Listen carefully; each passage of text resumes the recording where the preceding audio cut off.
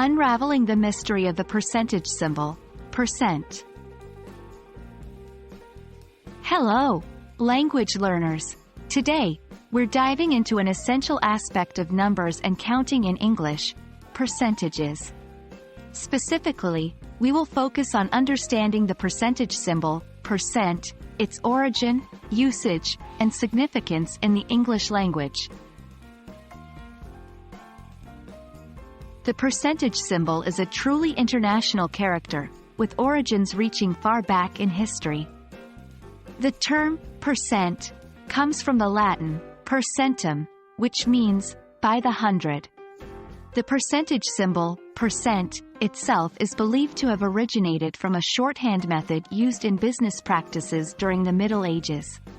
The symbol combines two zeros from the number 100 with a slash that divides them, which over time evolved into the modern-day percentage symbol, percent.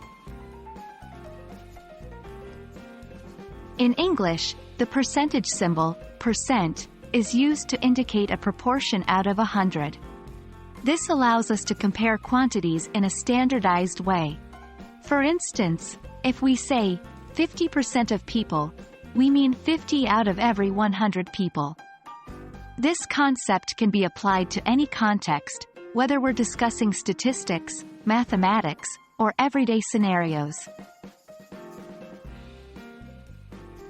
When writing in English, the percentage symbol is placed after a number to indicate a percentage. For example, if you were to write 25%, it would mean 25 per 100, or simply 25%. Remember, when speaking, we say the word percent instead of mentioning the symbol. So, 25% would be pronounced as 25%.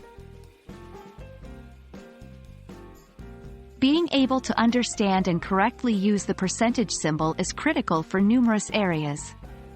It's prevalent in business, science, statistics, finance, and many everyday conversations.